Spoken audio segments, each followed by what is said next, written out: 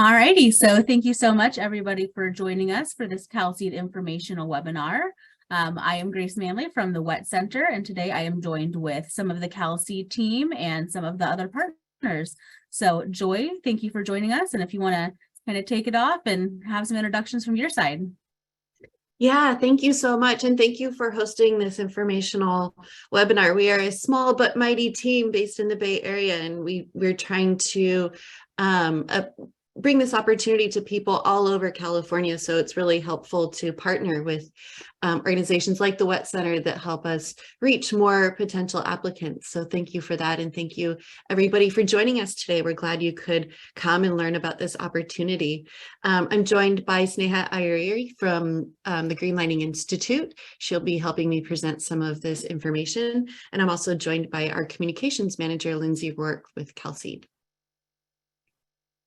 Perfect. So if you guys have any questions while we're going through the webinar, feel free to use the chat or the Q&A features. And we'll also open it up for kind of general Q&A where we can allow you to speak after the webinar. Thank you.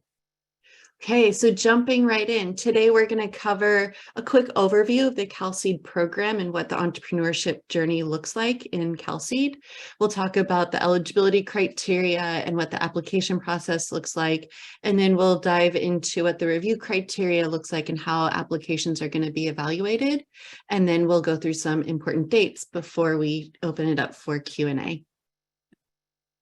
So real quick, Lindsay and I are both with New Energy Nexus, which started out in California and has since grown to 10 other countries. We're an international not-for-profit that funds and accelerates diverse clean energy entrepreneurs from emerging tech through clean energy deployment and adoption. CalSEED is the flagship program of New Energy Nexus. We started in 2017. It officially stands for the California Sustainable Energy Entrepreneur Development Initiative. It's funded by California electricity ratepayers through the Electric Program Investment Charge. And ratepayers, you're going to hear that word a lot, ratepayers, really important. That's who we're kind of focusing on with this evaluation criteria. And all of this is made possible through our partnership with the California Energy Commission. So CalSEED is a flagship program of New Energy Nexus that administers grants on behalf of the California Energy Commission. We have a number of partners that we work with to hold up the program. Sneha is from the Green Lining Institute, one really valuable partner. We also work with Clean Tech Open and Momentum and the Center for Sustainable Energy. And we also work a little bit behind the scenes with Berkeley National Lab. We are part of this energy innovation ecosystem in California, these regional energy innovation clusters. Blue Tech Valley at the WET Center is one of the clusters that supports clean energy entrepreneurs. But we also are in partnership with the Los Angeles Clean Tech Incubator, Activate Energy in the Bay Area, and the Southern California Energy Innovation Network out of San Diego. You've probably seen CalSEED advertised as grants up to $600,000. And that's actually broken up into two different stages. So the first stage of CalSEED is what we call a concept award, and that's $150,000 undiluted dollars. And this is what the application window is open for open last week on February 17th. It'll stay open through March 5th. What you're applying for here is for that initial concept award, and it kind of gets you into the program. Once you're in the program and you start working on your grant, there's mentorship, there's webinars that will introduce you to a network of people, but then you are eligible to apply for a prototype award, which is $450,000 of follow-on funding. So the first concept award is kind of open to the public, and that's what the application window is now. The additional $450,000 is only open to existing CalSEED awardees. And there's some criteria around how you compete for that. So what happens is you apply online and we'll do a technical review of applications. Applications that end up winning awards go on to receive a concept award for $150,000 in grant funding. And awardees then go on to participate in the Clean Tech Open National Accelerator program. And you attend networking events, you attend our workshops, you come to our webinars, you plug into your network. And then coming out of the Clean Tech Open Accelerator, there's a business plan competition every fall, and that's where existing CalSEED companies compete in a business plan competition for that $450,000 prototype award. Things that we've heard from existing companies, some of the benefits that they've gotten from CalSEED, in addition to grant funding, dollars are very important, but there's other stuff that people gain access to once they're part of the program. There's a lot of online training. We try to plug you into our global network at New Energy Nexus, as well as the network within California through organizations like the Wet Center. There's a lot of mentorship. There's access to the Clean Tech Open Accelerator. There's a sense of community. You can kind of connect with other entrepreneurs and clean energy innovators that are facing potentially similar challenges as you, and trying to, develop a technology while build a business at the same time. So there's a little bit of community and relating in that sense. And there's also some brand promotion. We try to amplify successes and different developments of the awardees that we fund. A few words about the Clean Tech Open Accelerator. This is the world's oldest accelerator. They started in 2002. They've been supporting clean energy startups, or clean tech startups, I should say, for a long time, with different kinds of trainings and modules that help startups really kind of refine the product market fit, do customer discovery, strategize on how best to raise funds. There's a lot of pitch support, a lot of business plan support. So startups that go through Clean Tech Open are go through a curriculum, and they're matched with mentors that have kind of startup expertise, as well as kind of subject matter expertise in different markets and with different technologies. They also have regional events and showcases where you can display your technology, and you can share what your company does with potential investors and media. So it's a really great accelerator program. Coming out of that program, you are then kind of set up and prepared to join the CalSEED business plan competition that happens every fall. So that was kind of the pitch. That's my very quick elevator pitch about how great CalSEED is and some of the things that you get, but I think all of you are here to learn about eligibility and how you can apply. So there are 5 basic eligibility requirements. The goal of CalSEED is to really fund super early stage innovations from concept to prototype. And so in order to be eligible for these funds that come from California ratepayers, you need to be based in California, and you need to have an innovation that's going to benefit California utility ratepayers, and we'll walk through some examples of that.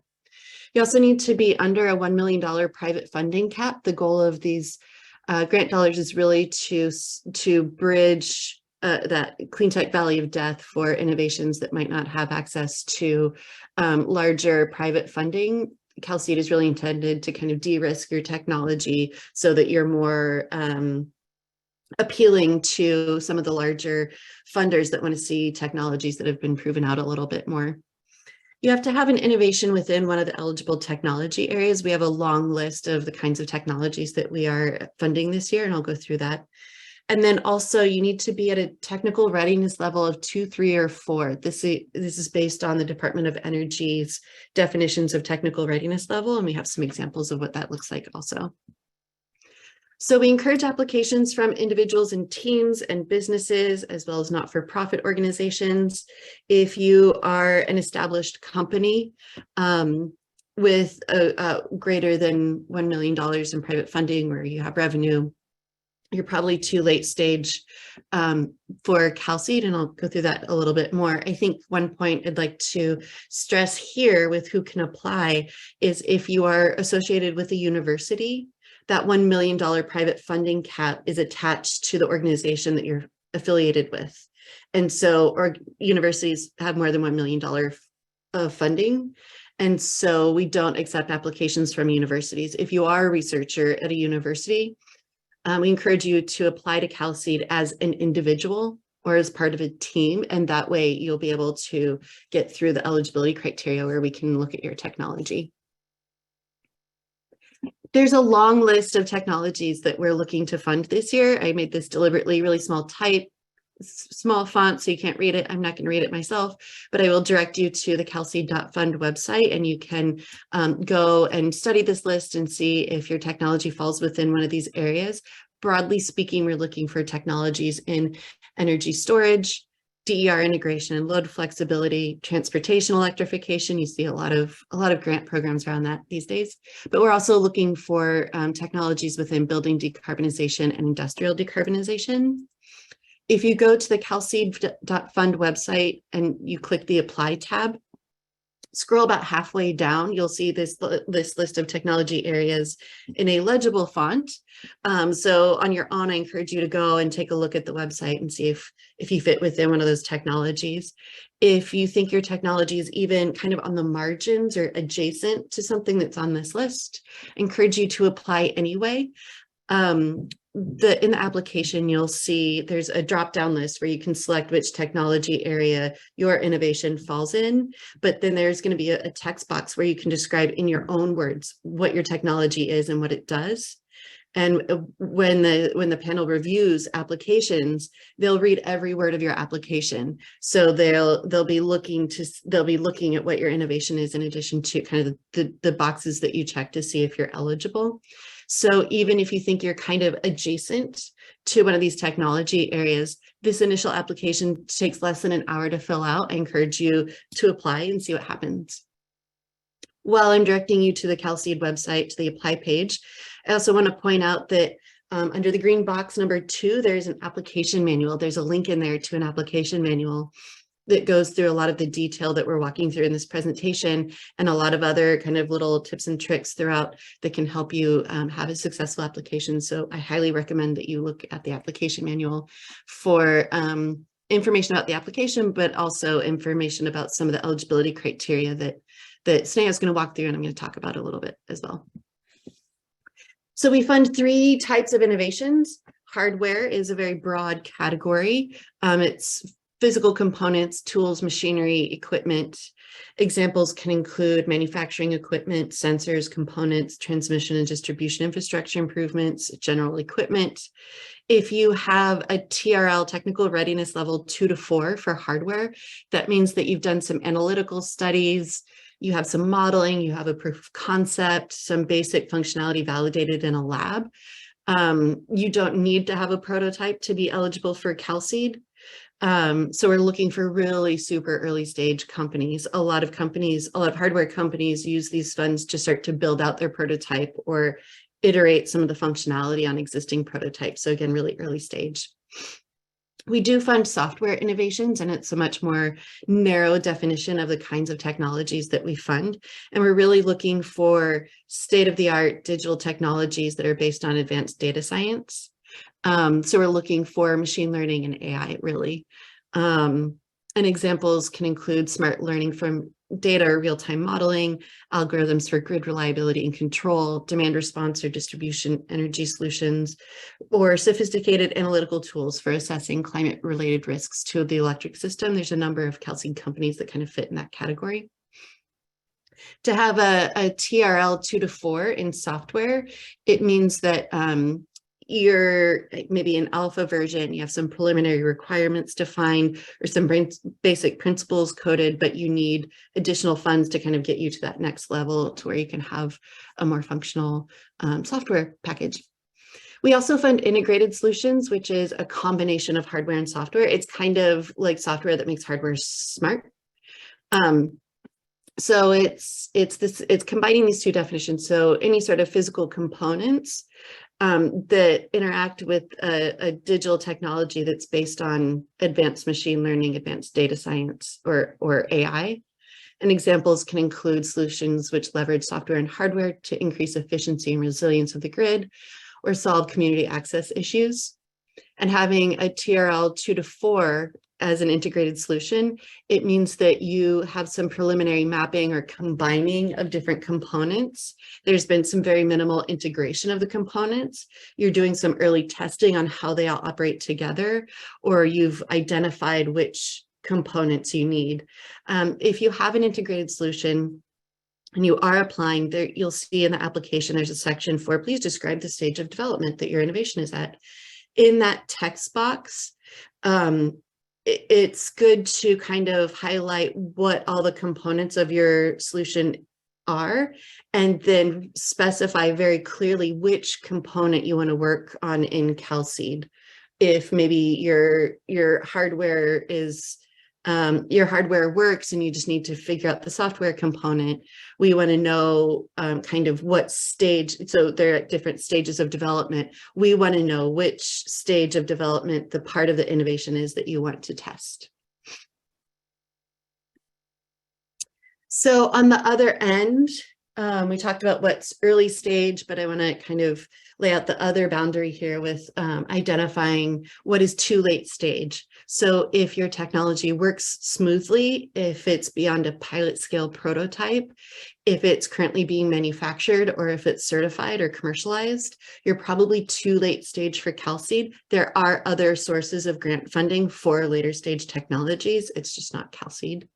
Any software that's classified as a beta, or if it's something that has already successfully been incorporated into a larger system, if you have a full scale demonstration, or if you're generating revenue, profits, or if you have existing customers, you're probably too late stage for CalSEED. We have a couple resources at the end we'll share where you can kind of plug into other kinds of funding opportunities, networking opportunities that might be more suitable for the advanced stage that you're at. So stay tuned. So that was, I've gone through a lot of the technical components to the CalSEED application. There's another big part of the CalSEED application that is focused on energy equity. And this is where I'd like to introduce Sneha to come in and tell us more about what energy equity means in CalSEED and how we look at applications. Thank you, Joy, and thank you for having me here today. So my name is Sneha Igadi from the Green Lining Institute, and we're an economic and environmental justice policy advocacy organization based in California. And we work with New Energy Nexus and the California Energy Commission to help ensure that energy equity and social impact are key components of the CalSEED program. So I'll be talking a little bit today about how CalSEED defines social impact and energy equity, but first I just wanted to set a little bit of context for why we're discussing this topic. So communities of color and other underserved groups often suffer the most from climate change because of the legacy of discriminatory policies such as redlining. Underserved groups often lack access to clean energy programs, products, funding, and professional opportunities because of systemic barriers.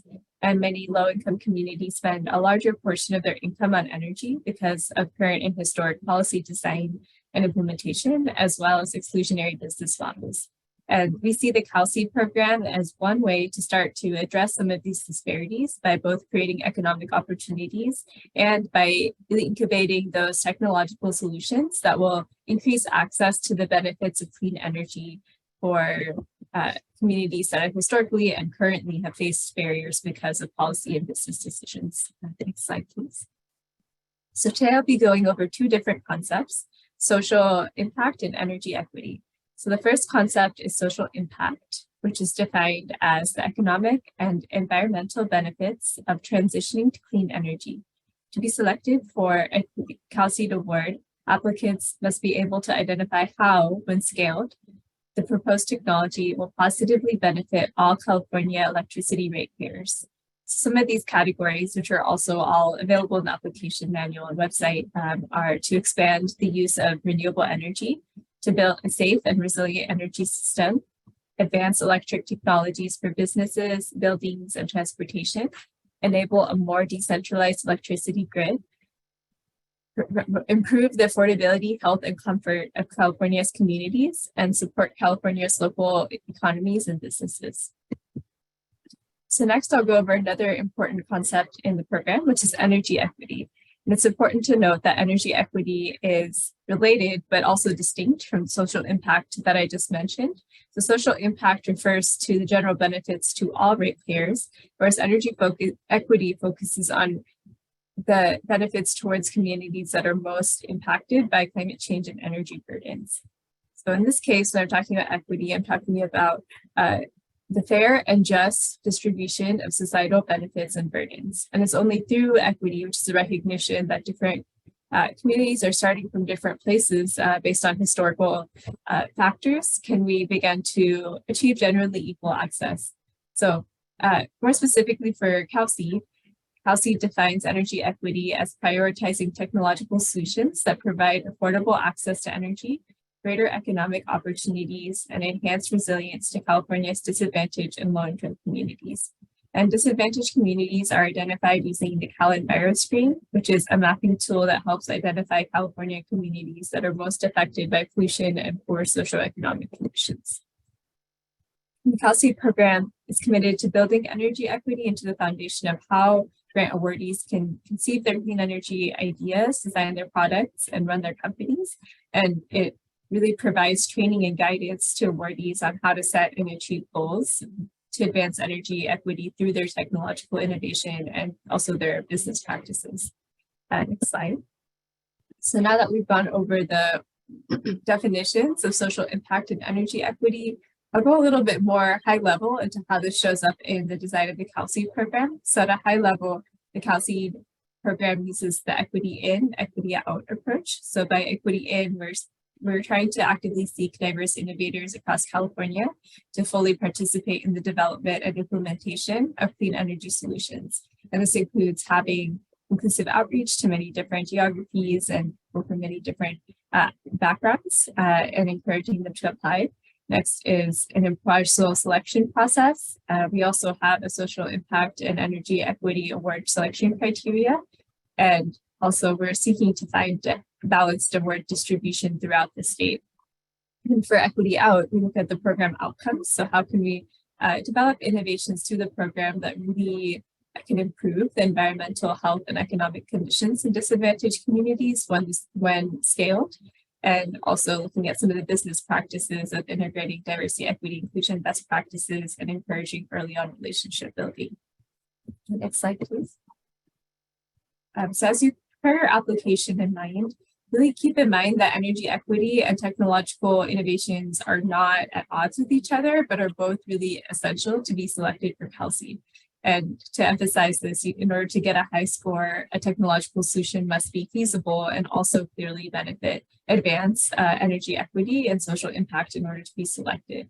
And here are a few different ideas and examples of ways that technological solutions can advance energy equity. And I encourage you to look in the application manual, which has many more details of what this might look like as you put together your applications. So with that, I'll turn it back to Joy to go over the rest of the eligibility criteria. Thank you.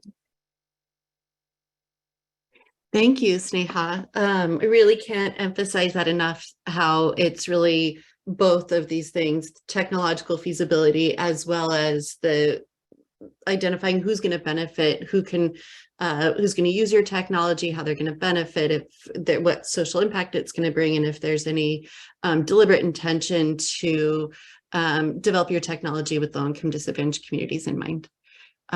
So really important to keep in mind.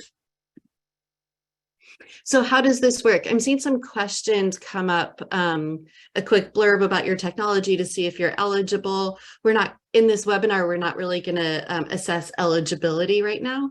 But what you can do is you can apply. You can go to the CalSEED.fund website. There's a big apply button. This initial application, it shouldn't take more than an hour to complete. And you have until next Friday, until March 5th, to complete the application. After March 5th, all of the applications are going to be screened at the same time. So there's an eligibility panel that's going to go through each application all at the same time. So all of these technologies are going to be assessed for eligibility at the same time. We can't really tell you if you're eligible now, or if you email us, we can't assess your technology outside of that eligibility screening panel. But then later that week on March 10th, you should receive notification of if your technology is eligible or not. So there's this first part where there's an initial application. It's open to everybody. That's due March 5th. And then on March 10th, you will learn if you're eligible or not. And if you are eligible, if you fit all of those 5 criteria that we've gone through, you'll be invited back to fill out a full application, which is much longer. It could take 3 to 10 hours to complete. That's what people have told us. That's the amount of time people have told us that they've spent on the applications. And so you can look out for that email after you submit your application. So the initial application that's used to determine eligibility, there's a series of multiple choice questions. You'll be asked about what your innovation is and what the stage of development is. There's going to be text boxes for you to describe what your clean energy concept is, who's going to benefit from it, and what stage of development it's in. We're going to ask that you disclose the amount of funding that you've raised to date, the amount of private funding that you've raised to date, so that we can see if you fit that $1 million funding cap. And then we're going to ask you to identify the potential for community impact once, once your technology is scaled.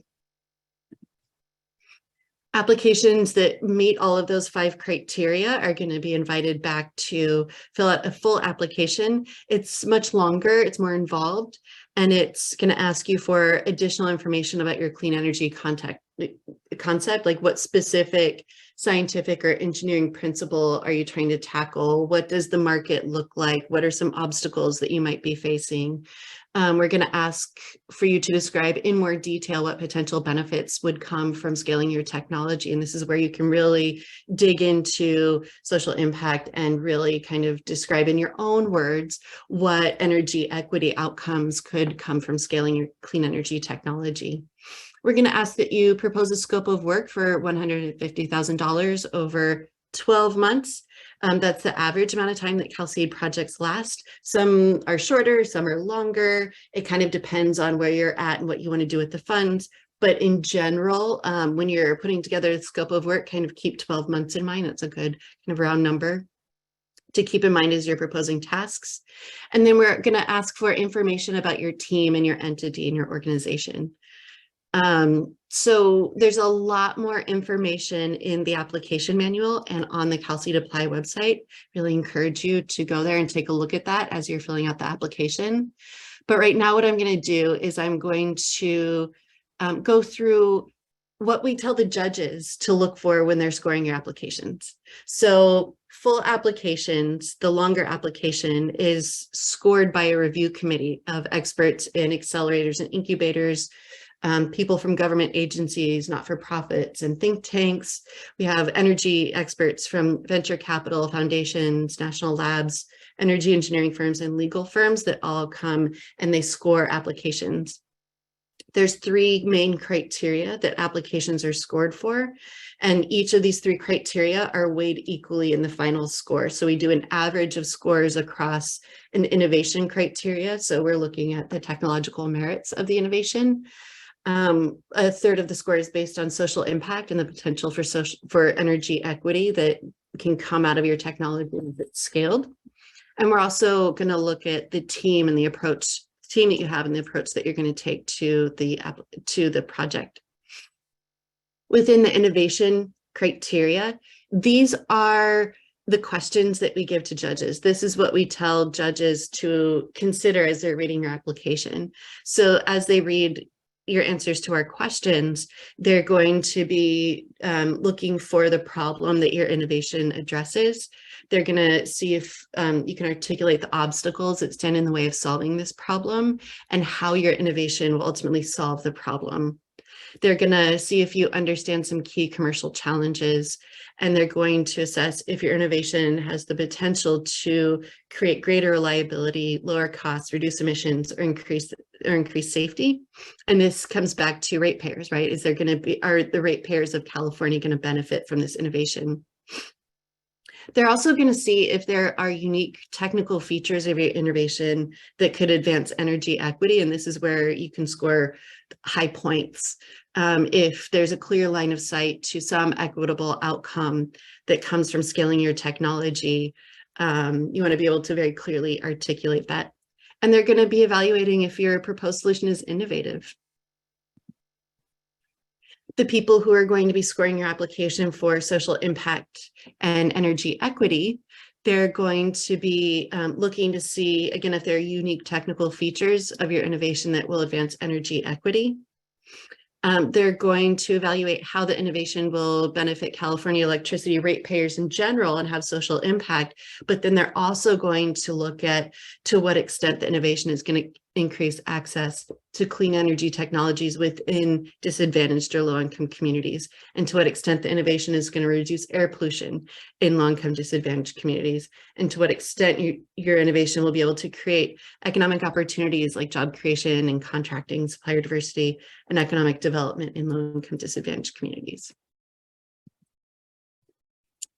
The judges that are going to be scoring your application for team and approach, we're going to ask them to evaluate if you've proposed a scope of work that has very clear, logical, step-by-step tasks that you can complete within the time frame that you've given and with the budget that you've given.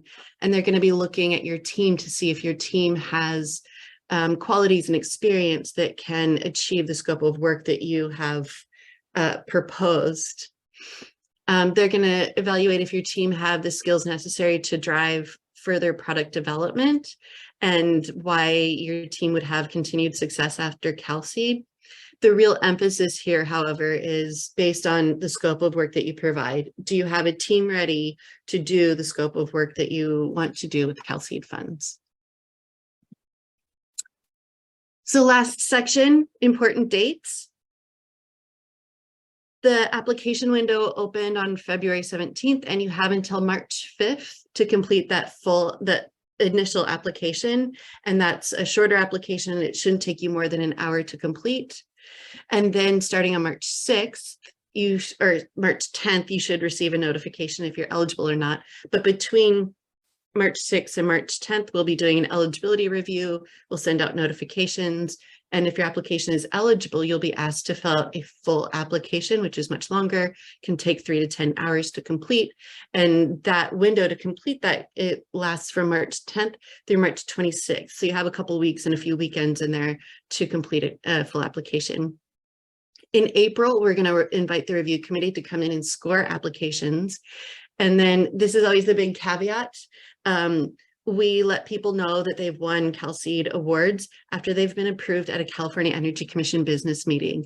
The California Energy Commission, the commissioners have to approve all of the awards that we give. And so we end up sending a recommendation package with the highest scoring applications to the Energy Commission for them to approve.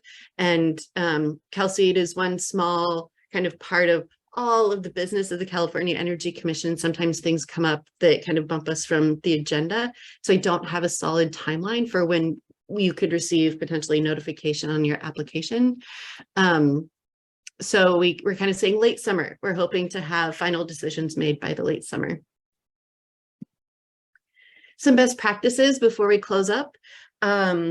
You know, it's really kind of, when you're reading applications, it's really kind of obvious applicants that have taken time to draft and review and edit and draft and review and edit. So we encourage you to edit your application as much as you can. The more clear your descriptions can be in the application, the easier it is for us to review eligibility, and the easier it is for judges to score your applications.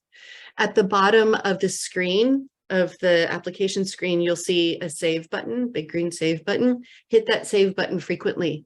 You want to save your work. We could retrieve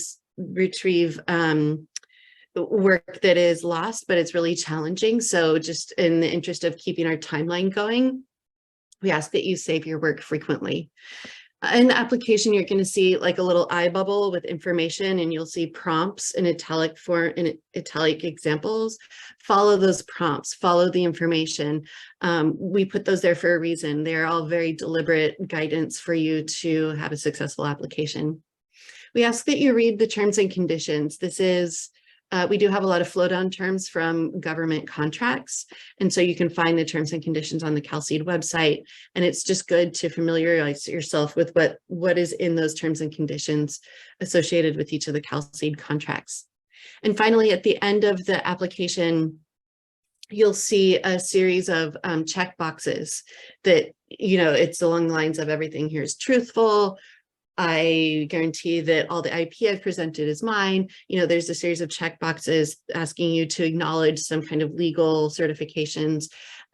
Make sure you understand those check boxes before you don't just kind of blindly click through them. Make sure that you're understanding what you're clicking through. And that's it. That's all we have to present. We can open it up for questions, but I do want to say, you know, if a question comes up between now and March 5th, please feel free to email info@calseed.fund. We might end the call and you might have another question. The quickest way to get a hold of us is through info@calseed.fund. There's a few people monitoring that email address. So you'll get a response more quickly than emailing one of us individually. And with that, I think we can open it up for questions. All right, well, thank you so much, Joy. That was a lot of great information. So let's dive into some Q&A. So I see one hand raised. So Brent, I'm going to allow you to talk so you can unmute yourself and ask your question. Thanks very much. I appreciate it. I wanted to ask if you could compare briefly your program to the CalNext program. They seem fairly similar in terms of the level of technology they're targeting and the level of funding they're providing. So I was wondering if we could do a little compare and contrast. I'm not sure, which program are you talking about? It's called CalNext. It's a new program this year. It is funding technology demonstrations, $200,000 to $400,000 awards. I see. I've not seen this yet, so I can't do compare and contrast. Yeah, it looks like there are some similar technologies, but I don't know too much about it, and I don't want to misrepresent it. So I'm sorry, I can't do a compare and contrast right now. Sure. Could I follow up with you over email afterwards? Yeah, I think if you email info@calseed.fund, let me take a look at this. And if you email info@calseed.fund, we can respond to you. Very good. I'll do that. Thank you. Thank you for your question. I didn't know about this. It's something new to learn. Thank you. All right, Glenn, I'm going to pick on you and let you talk and ask your question. Sure thing. Can you hear me okay? Yeah. Okay, fantastic. So my question is about the funding window. Can we start our spend in May, like before we sign the funding agreement, understanding that we might not get the grant, or do we have to wait until the grant is actually signed? So the grants are not official until they've been approved by the California Energy Commission. And so we can reimburse costs starting the day that the grants are approved by the California Energy Commission. But you're not actually in our system until you sign a contract with us. So it is possible to backdate your contract to the date that it was approved at California or at the Energy Commission's business meeting. But then you're not going to receive funds until a few months after you're in contract with CalSEED. Right. Okay, perfect. And sorry, that business meeting is planned for, is that the late summer one, or is that sort of the late April one? So the business meetings happen every month. And we, after our review committee meets in April, we will have a recommendation package that we can give to the Energy Commission. There's a few, it goes into kind of this bureaucratic black box at the CEC where it goes through a series of approvals. They usually, our project managers at the CEC are pretty quick, but sometimes there's stuff at the CEC that comes up that kind of changes the agenda at the larger commissioners meeting. Have you ever been to one of their business meetings? There's so many topics they cover. Yeah, I have not. I'm actually pretty new to California, but I've done a lot of this work in Ontario, Canada, and it's the same sort of process. And so it looks very, very similar to what I'm used to and what I've worked with before. Good. Welcome to California. Thanks. Yeah, so we hope that this will be in the summer. We just don't want to commit to a date, knowing Yeah. that sometimes 100%. out of our control can happen. Yeah, 100%. Thanks. Thanks for your questions.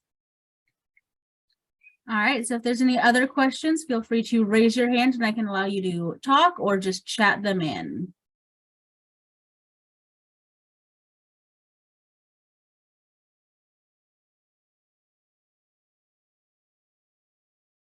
I see a question from Gal.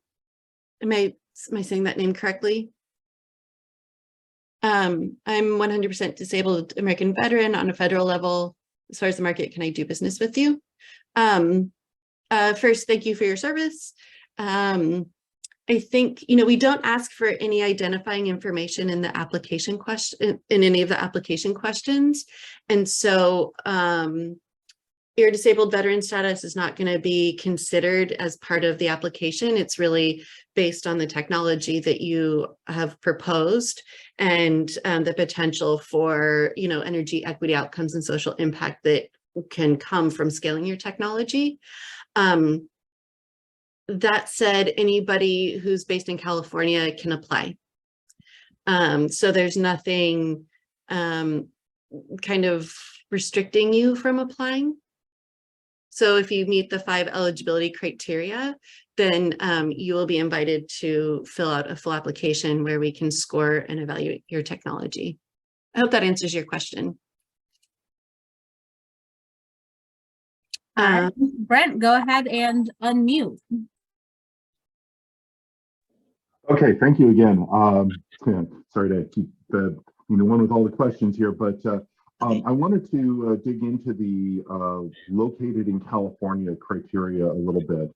I explained my situation is I'm actually a consultant, and I specialize in working with companies that are trying to do innovative things in the built environment. So a lot of the technologies and programs that CalSEED would support are startups that are potential clients or partners of mine.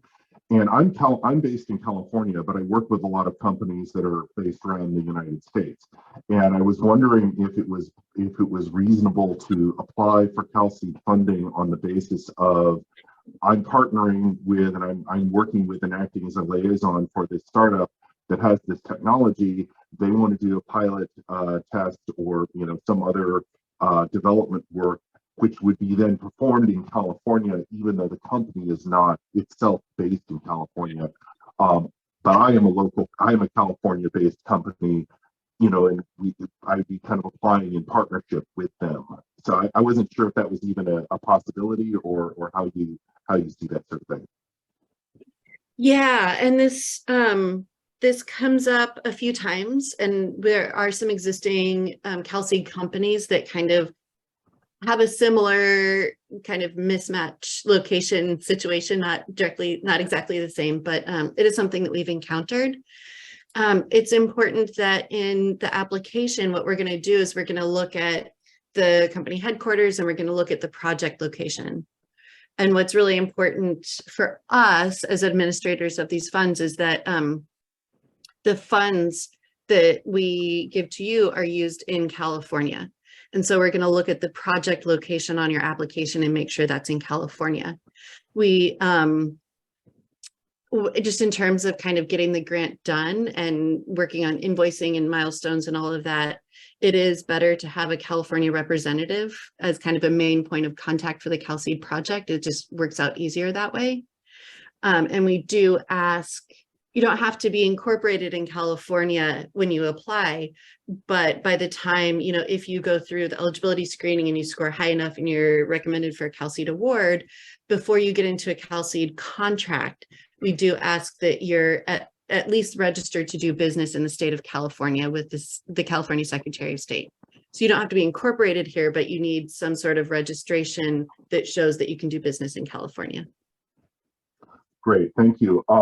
The follow-up question as far as the site location goes, is it reasonable to submit an application for a project that would be, a pilot site type project when we don't yet have that site identified or that, the partner that would be building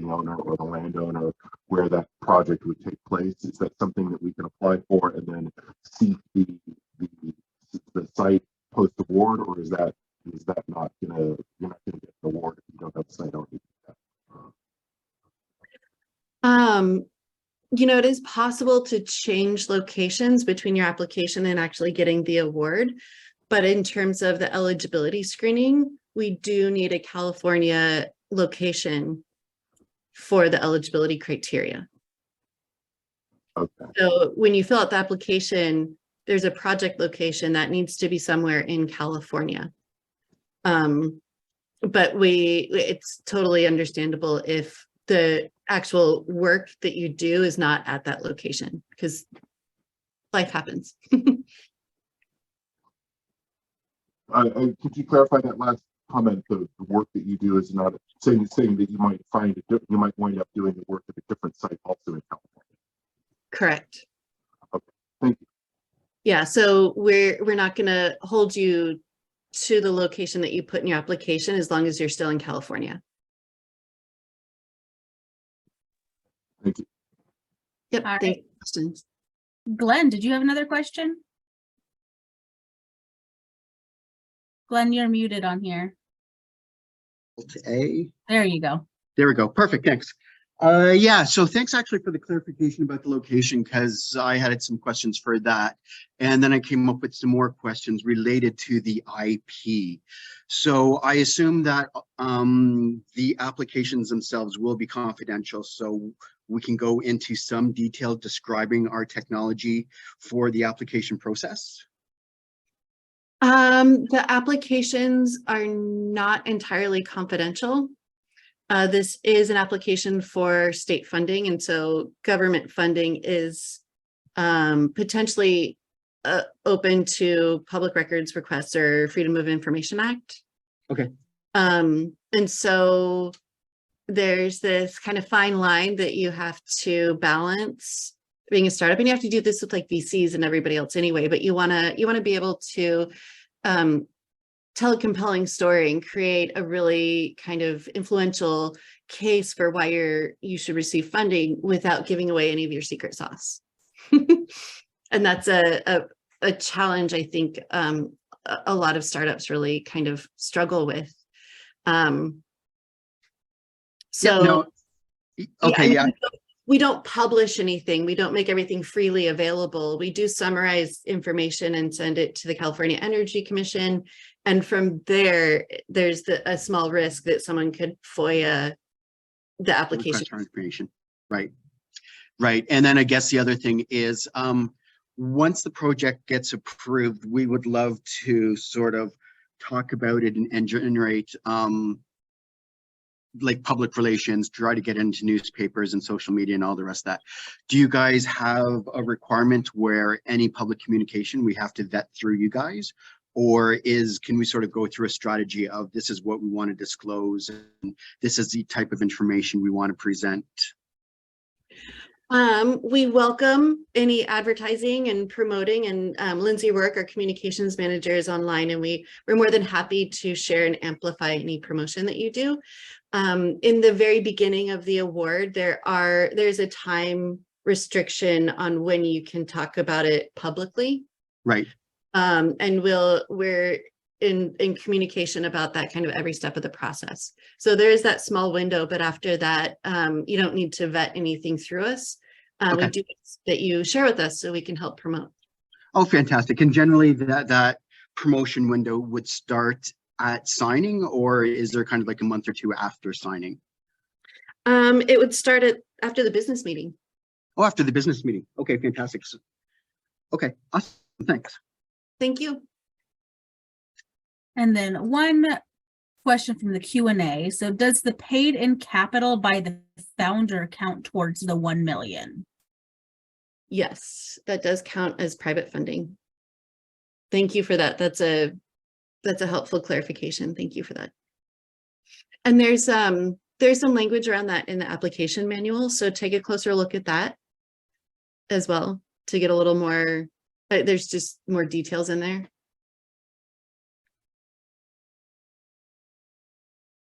Is there any final kind of questions or comments while we have the CalSEED team here?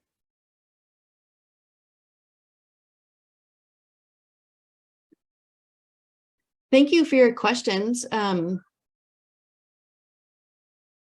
These are really great, and we appreciate. I appreciate some of the back and forth. I don't want to just sit here and talk through slides the whole time.